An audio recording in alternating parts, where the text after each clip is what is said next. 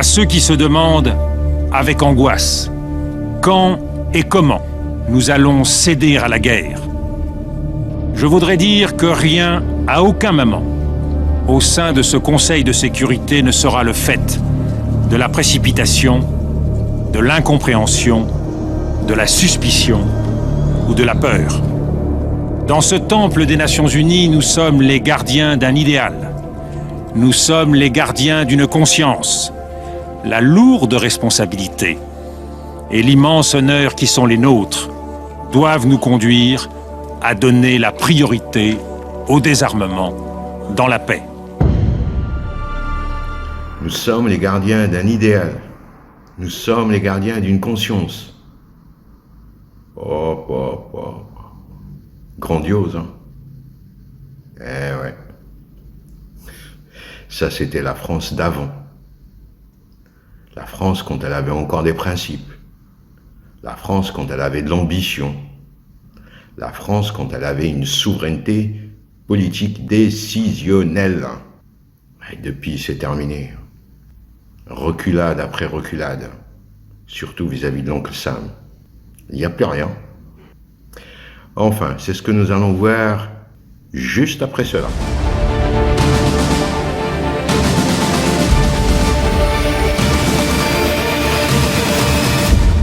Messieurs, dames, bonjour. Je disais donc, ça, c'était la France d'avant. Maintenant, on va s'occuper de la France de maintenant. Je devrais dire d'ailleurs l'Europe, parce que la France n'est plus qu'un des pays lambda au sein de cette Europe, sans goût ni saveur. Aucun pouvoir, surtout pas de pouvoir militaire, bien entendu, mais même économique. Les États-Unis en font ce qu'ils veulent. Alors on s'intéresse à la France, pourquoi? Parce que tout de même, la France, c'est un monde permanent du Conseil des Nations Unies, avec droit de veto. Ça reste encore une puissance militaire, en tout cas sur le papier, et même une puissance nucléaire. Mais malgré ça, à chaque fois qu'il y a eu une injonction de l'oncle Sam, de l'allié américain, elle s'est immédiatement exécutée. Et c'est pour vous montrer cela que j'ai choisi 3 exemples. Le premier date d'il y a déjà pas mal de temps. C'était juste la fin du mandat de Sarkozy, bientôt Hollande, et cela se passe en 2012. À l'époque, il y avait la crise irano-américaine concernant l'enrichissement de l'uranium. Je ne sais pas si vous vous rappelez de cette histoire-là. Enfin, une histoire d'énergie nucléaire. Et les États-Unis avaient imposé un embargo sur l'Iran. Bien entendu, un petit coup de fil aux Français. Écoutez, vous avez une usine là-bas, il faut l'arrêter. Bon, à vrai dire, dans les détails, il y avait une usine Peugeot. Quelques mois auparavant, General Motors avait pris une participation dans cette usine, PSA. Une participation de combien? 7%, imaginez, juste 7%. À cause de ces 7%, les Américains vont faire pression sur Peugeot pour sortir de l'Iran. Mais ce qu'il faut savoir, c'est que Peugeot, au moment où cela se passe, était le principal constructeur, avec un allié local, une société Khodro en Iran. Ils produisaient jusqu'à 500 000 voitures par an. Ils étaient très bien là-bas, ils faisaient leur beurre. Et bien les Américains, ils appellent, pouf. Enfin, les Américains, il y avait aussi un autre lobby, etc., etc., etc. Enfin, je vous laisse regarder et on en parle juste après. Et Peugeot, autrefois, a vendu, vous nous le rappelez, autant de voitures en Iran qu'en France. Le compteur est à moins 37 ans. En effet, Chrysler avait des accords via ses filiales européennes avec le grand fabricant iranien Iran Khodro. Une filiale anglaise de Chrysler fournissait les pièces de la Pécan, copie de la Hunter britannique, et Khodro les assemblait sur place. Désormais, et ce malgré l'arrivée au pouvoir des islamistes dans le pays en 1979, c'est PSA qui fournira les pièces de la Pécan. En 1989, avec la paix retrouvée, la firme dirigée par Jacques Calvé décide de revenir en force avec désormais la construction de modèles siglés Peugeot. En 2006, Peugeot vend même plus de voitures pour les particuliers en Iran qu'en France. Mais à partir de cette année-là, 2006, les sanctions internationales rendent les échanges de plus en plus difficiles et en 2012, probablement sous la pression de son nouvel actionnaire General Motors et plus sûrement encore de celui de l'UANI, un lobby américain œuvrant contre le nucléaire iranien. PSA cesse totalement de livrer l'Iran, allant bien au-delà de l'embargo décrété par l'Union européenne au début de cette même année 2012. Thomas Negaroff et Histoire d'Info sur France Info. Le constructeur automobile français Peugeot va devoir verser près de 430 millions d'euros d'indemnités à l'Iran. En cause, les pertes infligées par son départ soudain du marché iranien en 2012 en raison de la mise en place des sanctions internationales contre Téhéran. La marque Olion a accepté cet accord pour permettre son retour en Iran, qui avait ressenti son départ comme un affront après 35 ans de présence. Ces indemnités ne seront pas versées en cash, mais sous la forme de services ou de remises. Peugeot va ainsi livrer 25 millions d'euros de pièces pour les modèles produits actuellement en Iran. Comme vous avez pu le constater, à chaque fois ça leur coûte la peau des fesses. Et il n'y a rien à faire, ils recommencent ces Français. Enfin, bon, pour la petite histoire, il faut savoir que cette fameuse usine Peugeot, donc en Iran, existait donc depuis 2079. Elle a résisté à la révolution de Khomeini. Elle a résisté à la guerre Iran-Irak. Elle a résisté aux 2 guerres du Golfe. Et là, à cause des fameux 7 petits pourcents, elle saute. Mais bon, pas que. C'est surtout à cause de cette fameuse UANI. Union Against Nuclear Iran. Lorsqu'on fouille un peu, on se rend compte que dans leur fameux comité présidentiel de cette fameuse association, il n'y a que des gros calibres. Il y a l'ex des services secrets américains, l'ex du MI6, les services secrets anglais, l'ex du BND, les services secrets allemands, et une ribambelle d'ex-hauts cadres de l'administration Bush. Donc vous comprenez bien que le Peugeot, il ne pouvait pas faire grand-chose contre ça. Enfin, dans la deuxième histoire, c'est rebelote, c'est la fameuse affaire des Mistral. Et cela se passe en 2014, juste après l'annexion de la Crimée par la Russie. Encore une fois, l'allié américain fait pression sur Hollande pour ne pas livrer les fameux Mistral. Un contrat qui datait quand même de 2010. Eh bien, encore une fois, il va s'exécuter.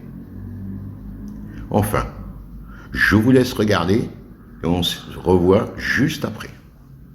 Et dans ce contexte en pleine crise ukrainienne, un début de possible crise diplomatique franco-américaine. Washington, en tout cas, interpelle Paris en cause la livraison prévue par la France à la Russie de 2 navires de guerre de type Mistral. C'est un contrat qui a été signé en 2011 pour 1,2 milliard d'euros. La France précise que ce contrat est mis entre parenthèses pour le moment, mais ça ne calme pas l'inquiétude des États-Unis. Écoutez les précisions de notre correspondant à New York, Karim Lebourg.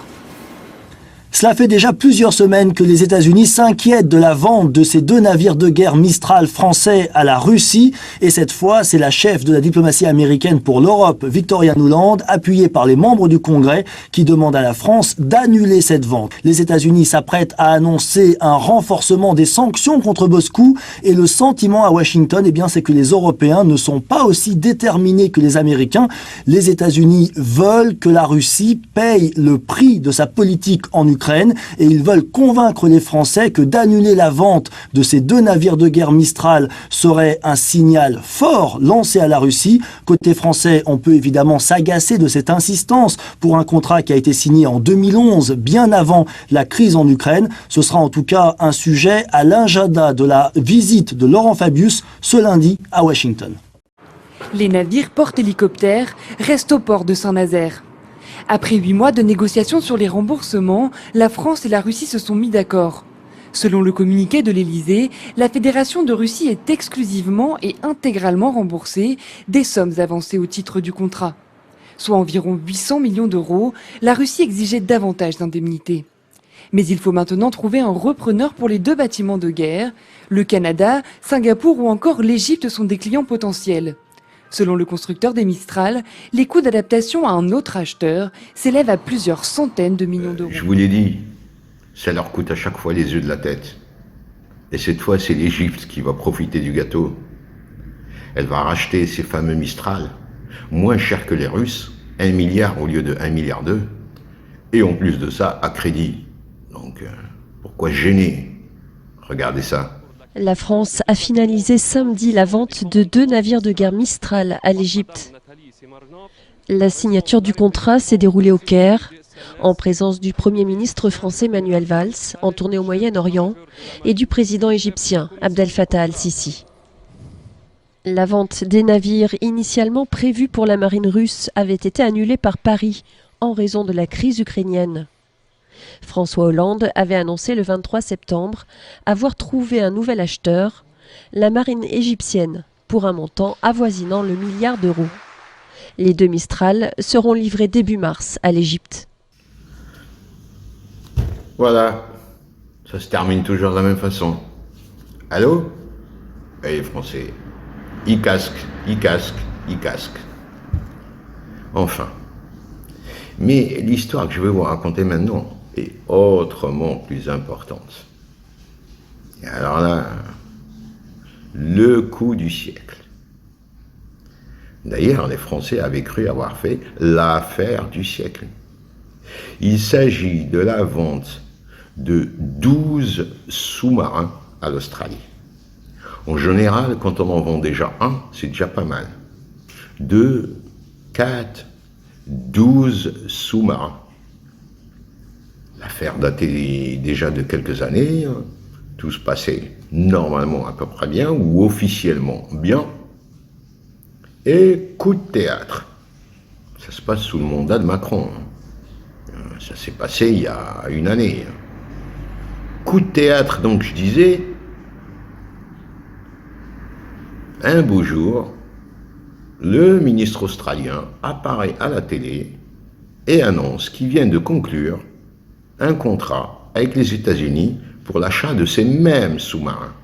En plus de ça, ils seront nucléaires et moins chers que les sous-marins français. Enfin bon, là, les pauvres Français, ils ne savaient plus où donner de la tête. Mais c'est autrement plus grave. Là, c'est carrément de la géostratégie. Parce que en prime, les États-Unis, l'Australie et l'Angleterre signent un accord stratégique. Et là, c'est autre chose. Parce que l'Australie, c'est le Pacifique. Et le Pacifique, c'est aussi la France. C'est même surtout la France. Elle a beaucoup là-bas. Donc voilà. Encore une fois, je vous laisse regarder, on en reparle juste après.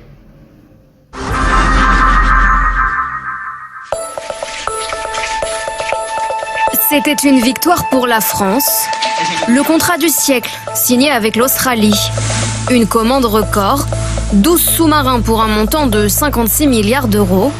Mais aujourd'hui, coup de théâtre, l'Australie ne veut plus honorer le contrat.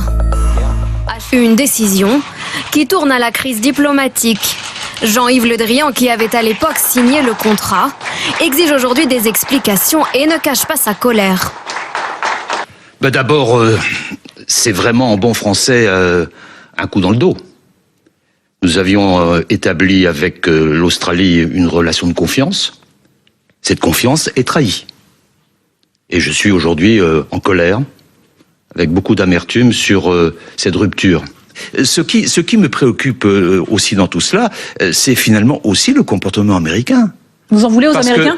Parce que cette décision unilatérale, brutale, imprévisible, ça ressemble beaucoup à ce que faisait M. Trump. Critique frontale de Joe Biden, car derrière la volte-face australienne, il y a les États-Unis et le président américain qui propose à Canberra et Londres un accord stratégique de défense. Au lieu des sous-marins à propulsion français, ce sera de la propulsion nucléaire made in USA, un partage exceptionnel de technologie avec l'Australie. Une stratégie à 3 joueurs qui inclut Londres et qui permet à Joe Biden de renforcer l'influence américaine dans la région. Aujourd'hui, nous franchissons une étape historique pour approfondir et formaliser la coopération entre nos trois nations, car nous reconnaissons tous qu'il est impératif d'assurer la paix et la stabilité à long terme dans la région Indo-Pacifique. Le Royaume-Uni, l'Australie et les États-Unis sont en train de créer un nouveau partenariat de défense trilatéral, dans le but de travailler main dans la main pour préserver la sécurité et la stabilité dans la région Indo-Pacifique. Bon, voilà. Les Américains, avec leurs alliés traditionnels, ou si vous voulez l'inverse, les Anglais avec leurs alliés traditionnels, et l'Australie, tout ça c'est la couronne, hein, ou les anciens de la couronne. Ils débarquent dans le Pacifique. Bon, France, bouge de là, laisse les grands travailler. Et vous croyez que ça leur a servi de leçon? Que nenni. Il n'y a qu'à voir avec la crise ukrainienne. Encore une fois, les Américains, ils appellent les Européens. Bon, les gars, à partir de demain, vous arrêtez d'acheter du pétrole et du gaz russe. Ah bon, et comment on fait pour chauffer? Vous arrêtez, point à la ligne. Et les gars, ils s'exécutent. Du coup, vous voyez un Macron qui se balade avec un col roulé. Ridicule. Pendant ce temps-là, les Américains, eux, ils ont le pétrole et le gaz. Enfin, voilà les amis, je crois que j'en ai assez dit pour aujourd'hui. Je pourrais vous en raconter un tas d'autres, mais celle-là, c'était quand même de grosses affaires. Bon, messieurs, je vous dis à ciao, et surtout, n'oubliez pas, abonnez-vous.